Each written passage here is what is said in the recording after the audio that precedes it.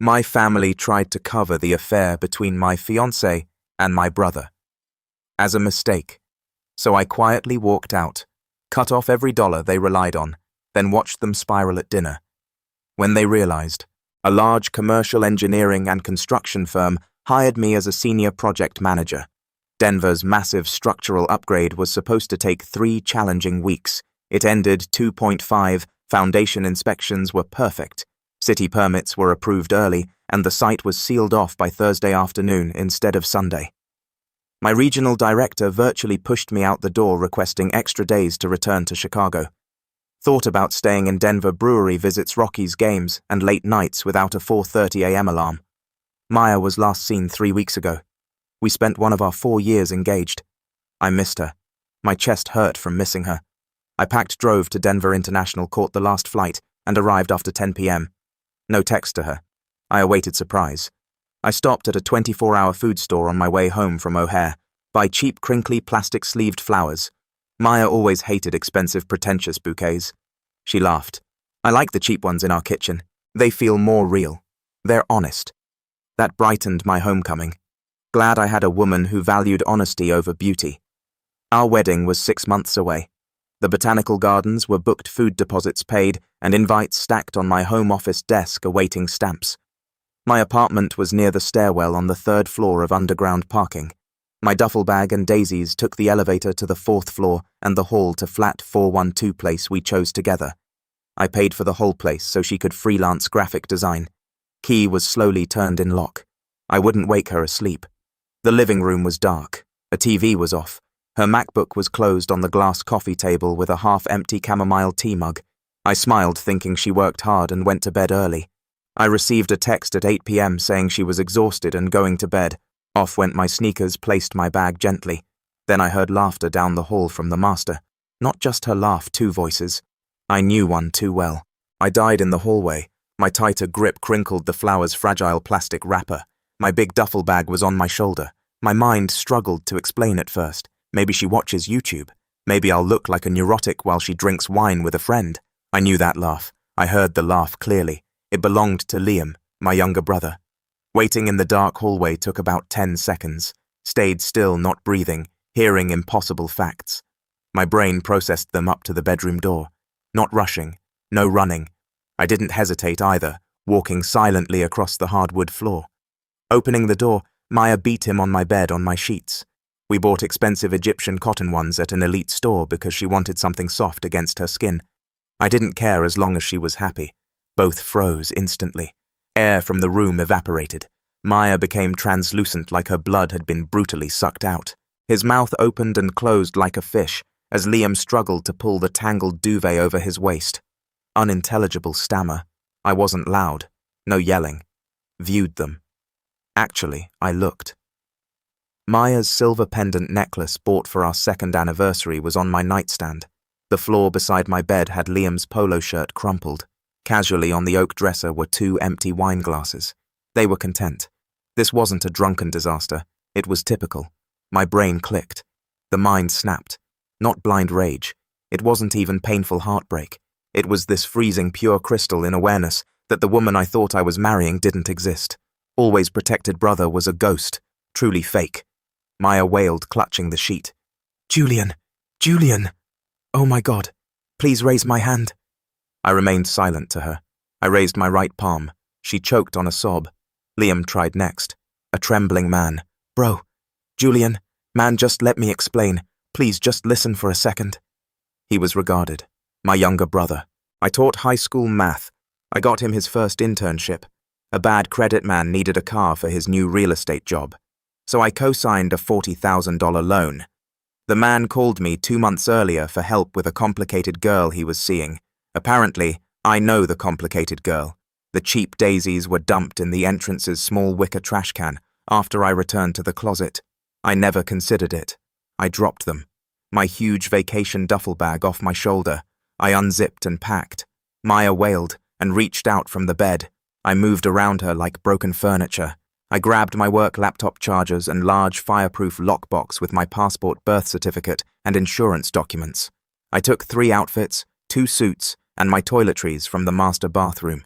Liam was frantically putting on his clothes and hopping to get between me and the bedroom door. "Julian, please don't just leave. Hit me, punch me in the face. Do whatever you want, but just talk to me. No more packing." I looked him dead in the eyes. "Don't," I said. The end. One word. I spoke steadily, cold and lifeless, like slapped. Liam recoiled, retrieving against the wall. He surrendered. 15 minutes. Packing everything I cared about in that flat took that long. Everything else, the custom leather sofa, expensive kitchen appliances, giant flat-screen TV, wedding planning binders, and dining table fabric swatches, was pointless. Everything was sick. Zip the duffel. I passed both. Maya advanced and pressed my forearm into my skin. "Julian, please. We can fix this. I love you." I slowly took her fingers from my arm. I ignored her facial expression. Looking at her eyes could break me to the front door. Liam pitifully called my name again. The door closed as I left. I went to the nearest off-interstate Marriott. I checked in, went to the 7th floor, dropped my bag, and sat on the clean, tidy hotel bed. I didn't cry, didn't punch drywall. Not calling best friend, I sat silently listening to the AC hum. Phone exploded at midnight. Maya texts arriving. Liam calls frantically. I turned off sound and vibration and watched the luminous screen fill with notifications like a digital car crash. Biology forbade sleep by 3 a.m. I opened my laptop. No journal was open to record my feelings. I started Excel, started listing. Not an emotional or forgiveness pros and cons list, listed connections. I told Liam all my business contacts. Every profitable client I referred went to Maya's agency. Every loan guarantee and financial relationship I gave my parents. Every aspect of my life helped them. I pondered rows and columns. Last cell cursor flickered regularly, saved the file. It was Project Demolition. I hit the hotel gym at 6 a.m. the next day. After treadmill running until my lungs burned, I did free weights. I moved mechanically, brutally, and focused. I counted every rep aloud in my head to block vision in bed. My phone was face down on the bench press.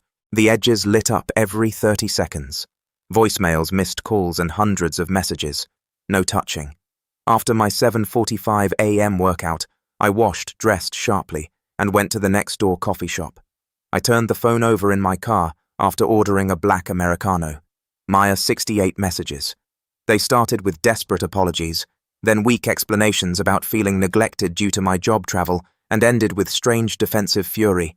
"Speak up before leaving." Engaged. "Please, speak maturely." "You're cruel." Liam. 34 missed calls, 14 voicemails. Without listening, I removed them. I held my phone when it rang. 8:30 a.m. My mom. The screen showed her contact photo. After 4 rings, I swiped to answer. She said Julian. As she cried, "Oh, sweetheart."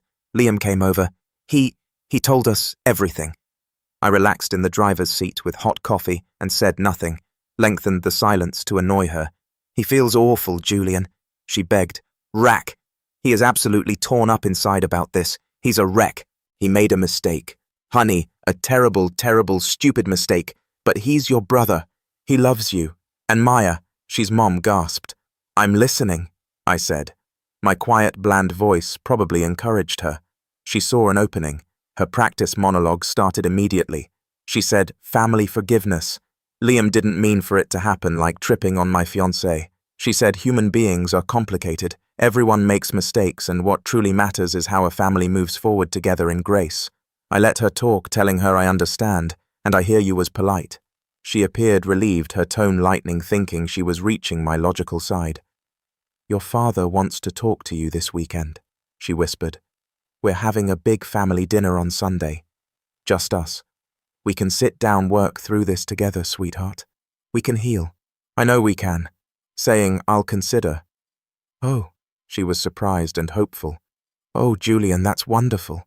That's really good, honey. I'm so glad you're being reasonable about this. You've always been the mature one. Reasonable. I have to go, Mom. I have work meetings." I say, of course, but you'll think about Sunday." "Yeah, I'll think about it." I hung up. Her dinner never crossed my mind. At 10 a.m., my older sister Chloe texted me. "Just heard from Mom. I'm sorry, Julian." Uneasy. "Are you okay?" Studying the message. Chloe was special. She cared for me and showed empathy. I understood her domestic role. Chloe was the ultimate peacekeeper. Despite Liam's actions, she brought him potatoes to Sunday dinner because someone has to keep everyone together. She meant well. In this case, good is softer treachery. I texted, "I'm fine. I need space. Please update me on home life." I'd rather not argue. "Yes," Chloe replied immediately. "Whatever you need, Julian. I got you." Seattle became my home 2 weeks later. Corporate change was terrifyingly fast. I requested a change in my regional director's office after closing the door. I didn't explain. It wasn't needed. Over a year I considered Seattle as a career move as their best project manager. He made some calls and pulled some big strings to approve the transfer in 72 hours. My new downtown Seattle apartment is 15th floor, windows overlooking Puget Sound. Better than the Chicago original. Since I wasn't paying for Maya's lifestyle dividing rent or saving for a wedding, I could afford it.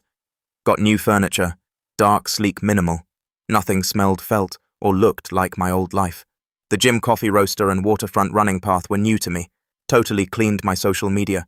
No major updates. I wasn't alone. Suddenly vanished. Only Chloe knew I was in Seattle. I was building something terrible in my luxurious apartment. Project demolition began. I found all my 6-year engineering and development projects. I verified every vendor executive and contact. I built the spreadsheet with the same ruthlessness as skyscraper load-bearing foundations. Initial goal. Liam's career. Commercial real estate broker Liam. His entire operation was based on deception and my reputation. Developers I recommended gave him his 3 biggest, most lucrative deals. His Horizon Tower project, breakthrough my firm's project. When Liam had no business experience, I recommended him to the lead develop AR as proof of his networking genius ability to connect construction projects with top engineering firms. He used my contacts. Target 2, Miyabi's freelance corporate branding graphic designer, Maya. I brought in her top 3 highest-paying clients to pay her rent and fund her luxury tastes. My college roommates, colleagues, and executives hired her because of my recommendation. Goal 3, parenting. My parents overspent. My dad was a consultant, a fancy term for unemployed with occasional freelancing. For 4 years, I secretly funded their existence to look good. Elite country club membership, $12,500 a year. Corporately, I claimed client entertainment venue access. Their Lexus SUVs and luxury cars. I co-signed both leases because my dad's investment failure ruined their credit. Home equity loan. The entire $120,000 limit was based on my high income and perfect credit as a guarantor. Recorded every thread. I charted their lives. I was more than their foundation. I was their main ally. I was about to explode. Chloe emailed me a photo 3 months after moving to Seattle. The family table in Chicago was shown. Sitting around it, everyone laughed. Maya sat beside Liam. My parents smiled from the table's head. Mark and Chloe sat across. They said tonight they're taking things seriously. Mom and Dad are supportive. People say love finds a way. Julian. I'm unsure how to feel, though. It makes me sick. Mom urged me not to cause a scene. I zoomed in on my phone photo and saw an arm around Maya's shoulders. They looked comfortable, like they'd been together for years. I looked down at her chest. I bought her the same silver pendant for our anniversary, and she wore it. I ignored Chloe and called Marcus Vance, the Horizon Tower project's lead development consultant, from my laptop's contacts. Mark and I are close. He recently said Liam was pitching him a massive multi-million-dollar commercial partnership. Phoned him. Marcus yelled, "Julian, man, how's the Pacific Northwest treating you, Marcus? It's amazing. Raining, but amazing. Do you have time? I wanted to discuss future projects. Always time for you. Your thoughts." Some things. First, do you still negotiate that commercial partnership with my brother Liam? Yes, we've talked still. Nothing is inked. You have insider knowledge. Well, I said professionally. I've been forming new partnerships with Denver Sterling Group. They have more money, a stronger portfolio, and less risk. Marcus, I'm stopping my professional endorsement of Liam's firm. I think Sterling is safer and more profitable for your timeline. Marcus was smart and understood the subtext. Say less. My team will pivot and contact Sterling tomorrow. Can you fly down for a lunch meeting next week to discuss the details? Absolutely. After hanging up, I opened Project Demolition spreadsheet and highlighted Horizon Tower Partnership in red. The withdrawal began. I was surprised how quickly 6 months passed. Seattle became my home. Practically, I knew which independent coffee shop opened first, which back roads avoided, I-5 traffic, and which rooftop bars were best. Good work. I became the firm's youngest regional director in April after leaving a toxic relationship and a needy family. I resumed dating. Elena, a high-powered corporate attorney, was smart and independent. We had drinks, saw art, and kept things casual yet exclusive. She didn't probe my background, and I didn't disclose my trauma. A fresh start was appealing. I meticulously turned backdrop screws. Every 2 weeks, Chloe reported peacekeeper updates. Liam proposed to Maya, and their mother is throwing a big engagement party at the country club. The family is supporting them and calls them brave and strong for overcoming the judgment. Julian. I know this is upsetting. I always text. Thanks for keeping me updated, Chloe. I hope Mark and you are well. Chloe didn't realize that every message she sent confirmed my timeline. Progress reports absolute proof that they had fully unapologetically committed to the diluted storyline where I was the bitter villain who abandoned them and they were the tragic victims who found real love in the comm. Perfect. Approaching Maya Target 2, my most lucrative client, Meridian Creative and Advertising Agency, paid her a huge monthly fee for almost 2 years. When Troy and I were in master's school, I introduced Maya to Meridian CEO Troy Hutchkins. Troy stood firm. Late May I called. Troy, how's Meridian's rebranding? Going strong, man. Maya produces quality work. Well, what's up? Checking my network. Have you met Sarah Jenkins? An elite senior designer from Austin moved to your area. Her portfolio is insane. The tech branding Meridian is shifting toward is her specialty. She is much superior to Maya. Really? Send me her contact info. My goal is to improve our visual team. I introduced them via email the next morning and let Sarah's much greater talent take over. 2 weeks later, Chloe wrote Maya has been crying all week. She suddenly lost her biggest corporate client. She's terribly anxious about money. I remained silent. Return to Target 1. Liam. I called all 3 firms and offered them much better partnerships projects with tighter profit margins, faster completion deadlines, and zero liability. I had a $1 billion track record. Liam had false promises and a shoddy suit. Over 3 weeks, every large firm dropped Liam and signed with my competitors, Chloe. In June, Liam is having a meltdown. Several huge business deals suddenly crashed on him. He's spending 8 zero-hour weeks trying to salvage his pipeline, but nobody is returning his calls. He and Maya had a screaming match at Mum's place last night because she thinks he's failing as a me. That sounds stressful. Target 3, the parent's surgical precision. First, I went into my corporate expense system and removed the $1,000 monthly payment for the country club membership. Let the club handle the collections. In August, the premium car leases were up for renewal.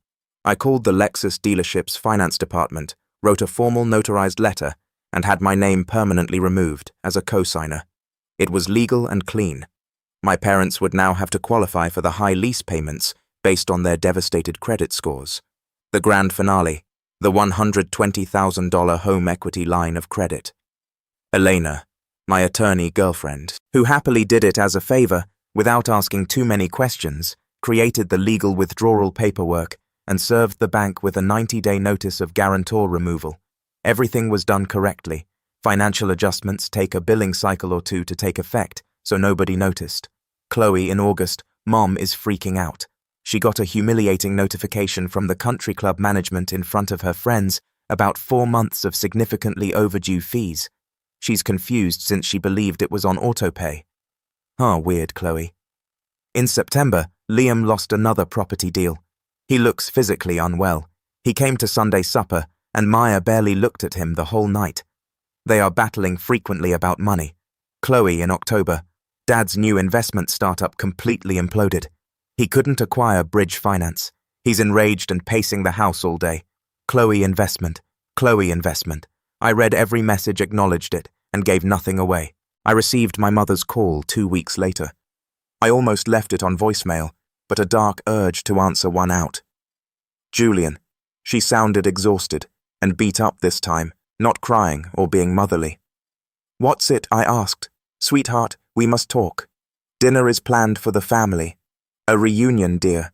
Almost a year has passed. Our family, is incomplete without you. I waited alone. We all miss you. She sobbed. Please, Julian, we need you. The other end shuffled before Liam's voice came through. Ash. Julian sounded scratchy, like he'd been smoking a pack a day and not sleeping. I wrecked everything. You're still my brother. Please sit and talk face to face.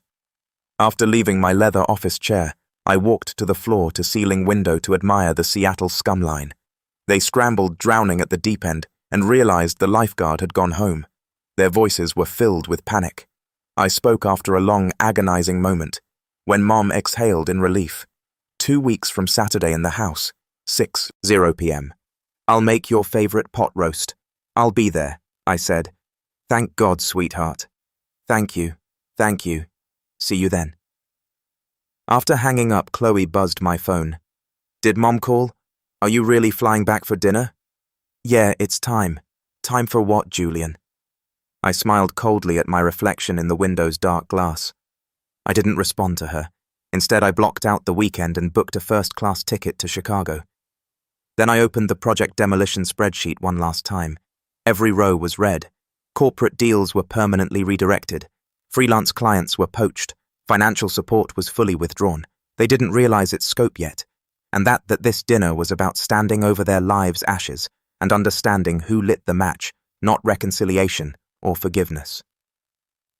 I arrived at O'Hare on Friday night, rented a black Audi SUV, and drove straight to a luxury hotel downtown without telling anyone I was there early.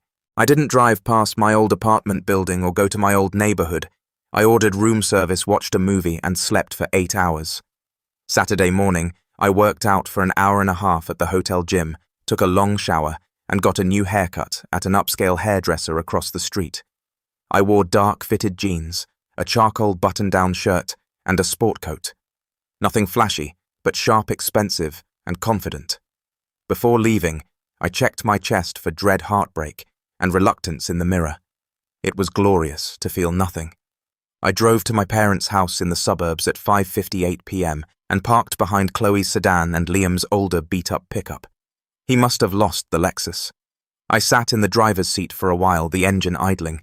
I checked my phone one last time and found nothing important. I killed the engine, got out, and walked up the front steps. The door opened before I could knock. Mom stood there looking like she had aged 5 years in the past year. Her eyes had deep tension lines, but her smile was huge, urgent, and too eager. Julian. Oh, sweetheart, you came. She rushed forward and tightly squeezed my neck. I let her, but I kept my arms at my sides and didn't hug her back. I stood there like a stone pillar until she bumbled and moved away, clearing her throat. Come in. All are in the dining room. Vanilla candles masking Mom's excellent pot roast made the house smell like when I was a kid. I followed her through the foyer and into the formal dining room. My dad stood up from his heavy wood chair at the head of the table and extended his right hand. Son, I shake it firm short professionally. Dad.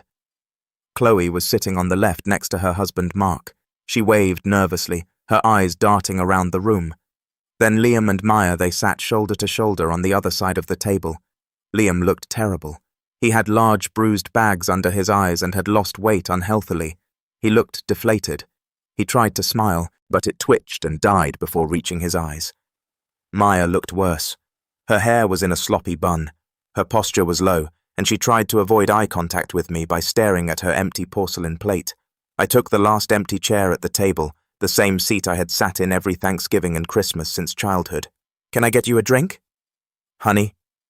Mom spun around the table, shaking her hands. We have red wine craft beers you like.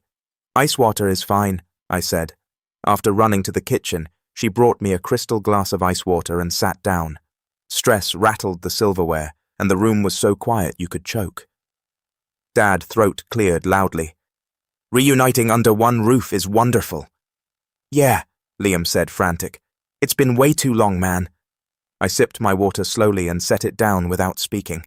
Mum practically ran to the kitchen and brought out my childhood favourites, pot roast, garlic mashed potatoes, and green bean casserole.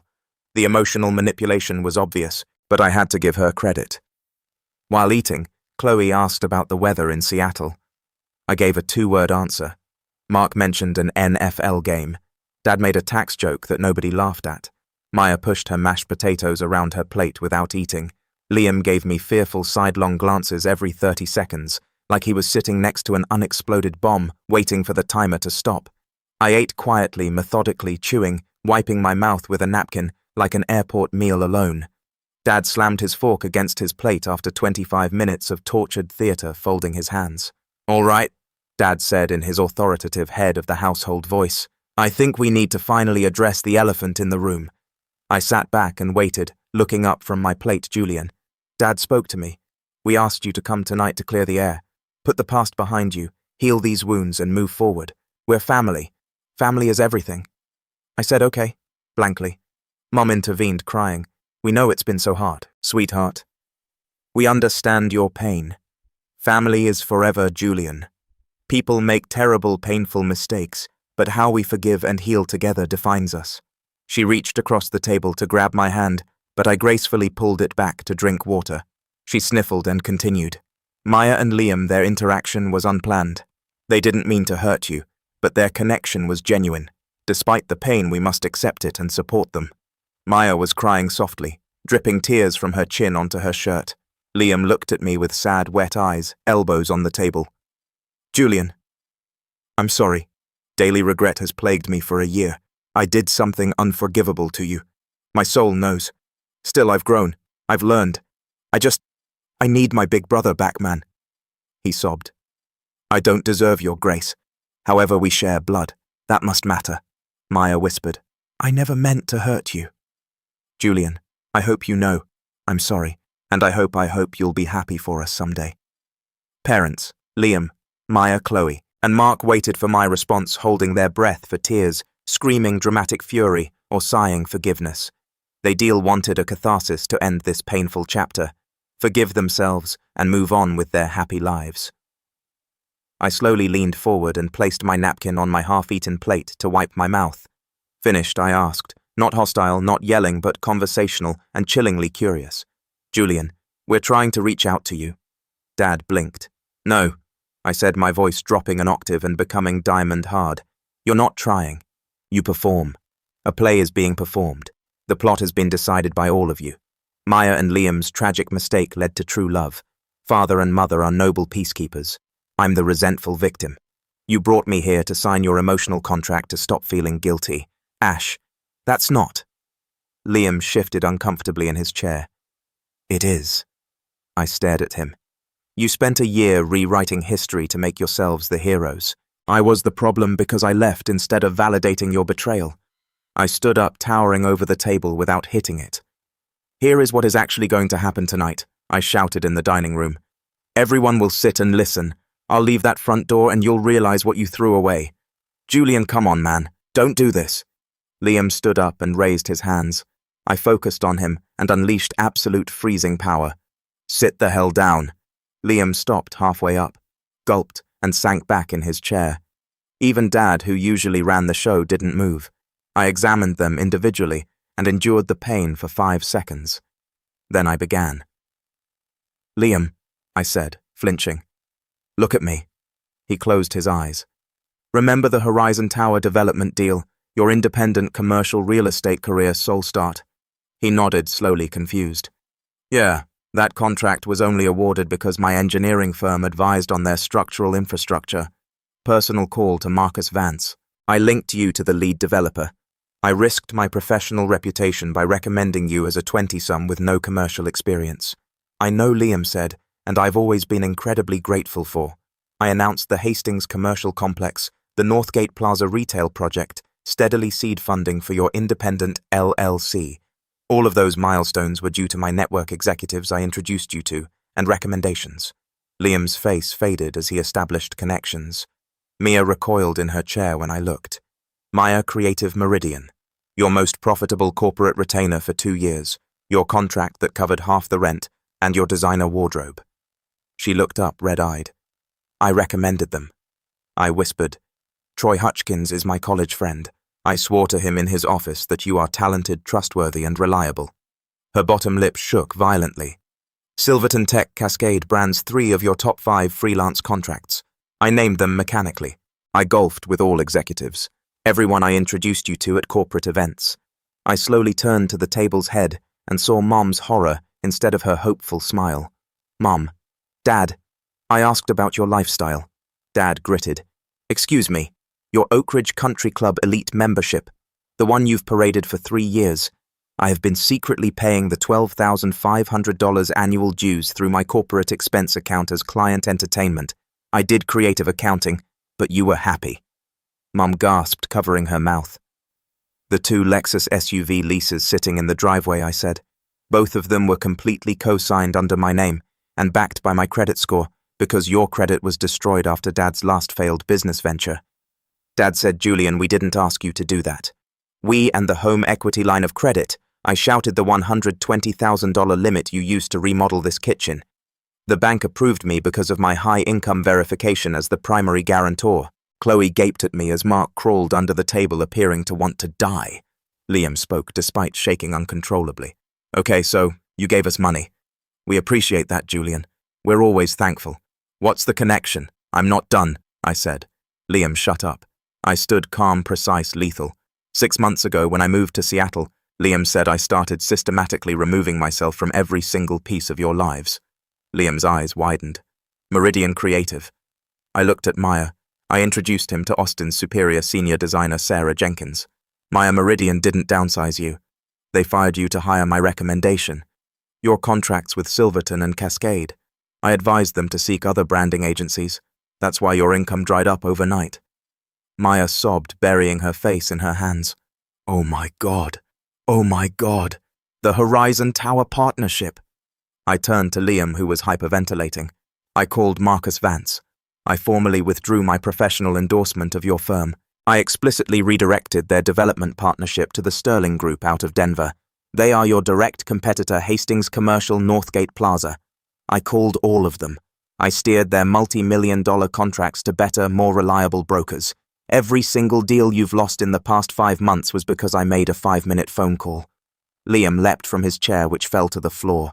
You son of a... You can't just do that. We had verbal agreements. My entire pipeline is dead. The Oak Ridge Country Club. I ignored his yelling and looked at Mom, who was crying.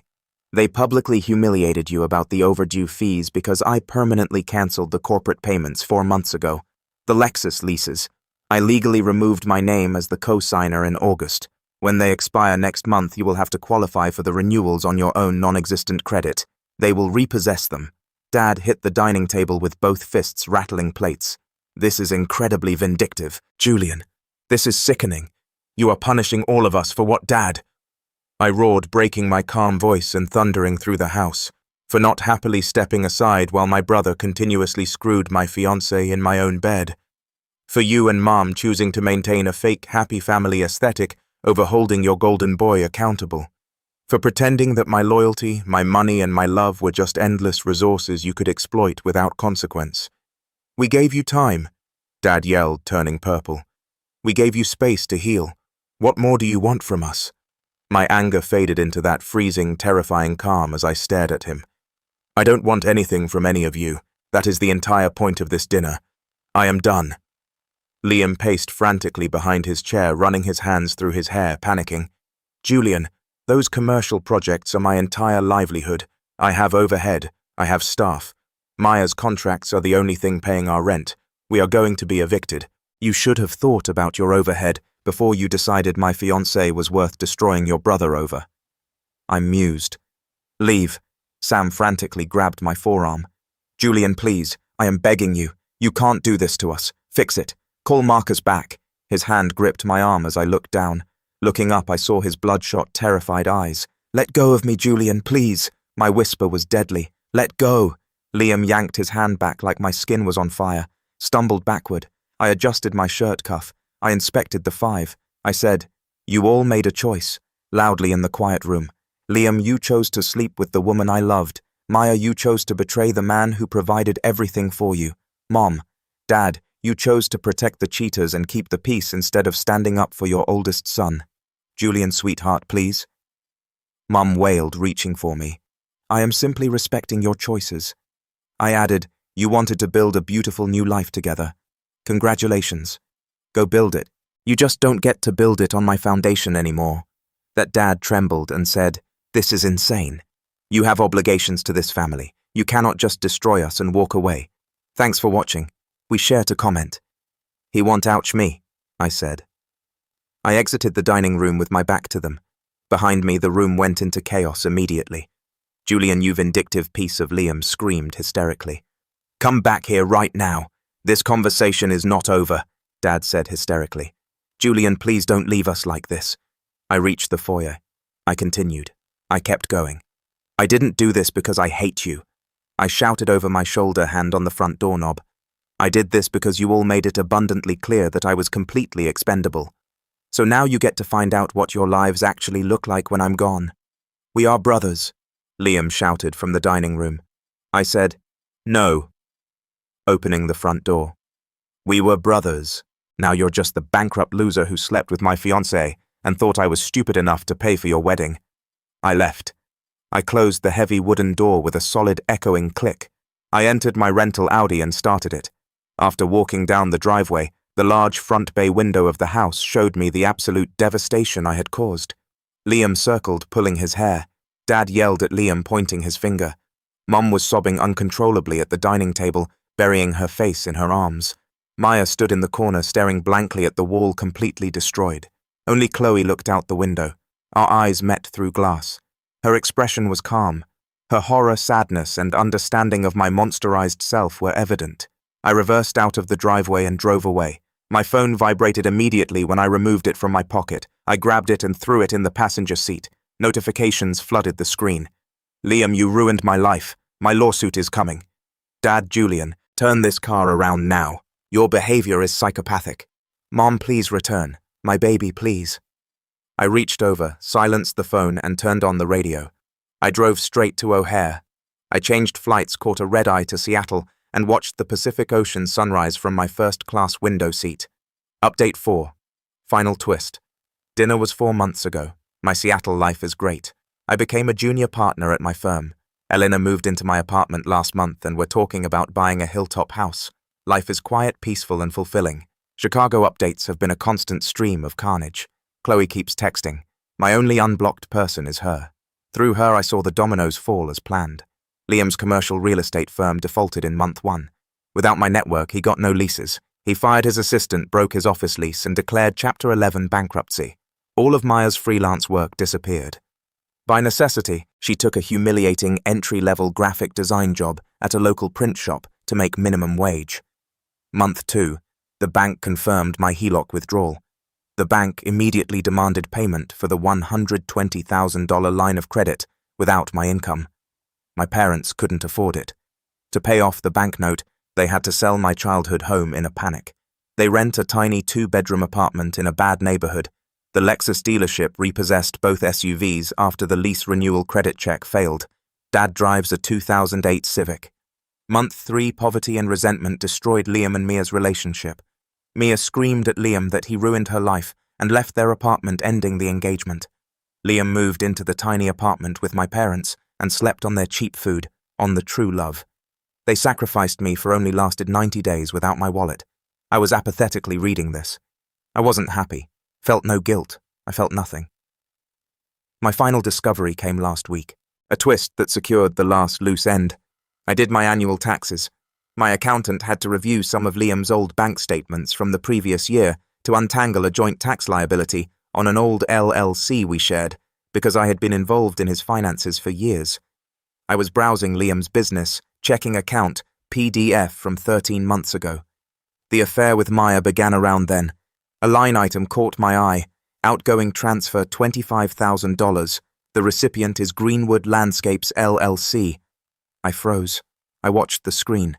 Mark owned Greenwood. Chloe has a husband. I checked dates. Maya tearfully confessed the exact date in one of her hundreds of voicemails, so I knew the $25,000 transfer was sent 4 days after Maya and Liam first slept together. Last year, Mark's landscaping business was near bankruptcy. She cried about it at family events. Amazingly, a small business grant provided a massive cash infusion, not a grant. It was secret money. Liam used $25,000 I gave him to start his real estate firm to pay off his sister and brother-in-law to keep quiet about his affair with my fiancée. Chloe knew the kind, compassionate peacekeeper sister who texted me daily to check on me. My sister who updated me and acted innocent. She was aware of the affair for months, with $25,000 of my money in her bank account to buy her silence. She let me sit at family dinners and smile at Maya. A cold, familiar rage slowly awoke in my chest. I didn't call Chloe to yell.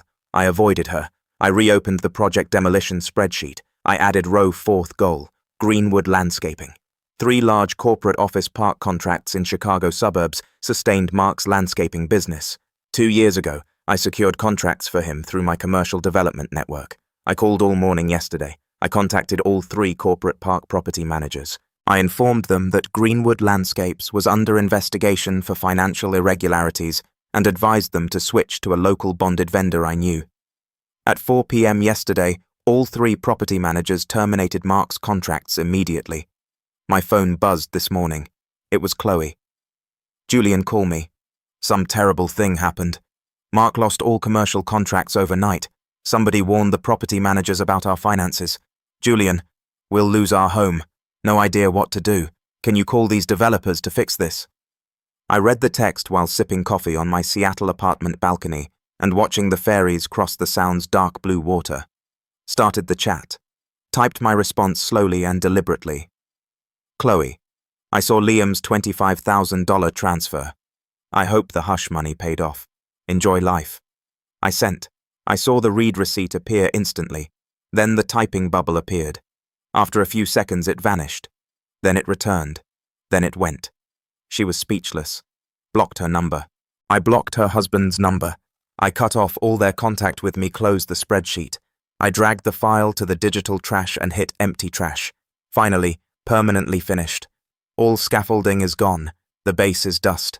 They thought they could build their happiness on my betrayal, assuming I would bear it forever. They erred. Elena walked out onto the balcony behind me, wrapping her arms around my waist and resting her chin on my shoulder. You okay? She asked softly, facing the water.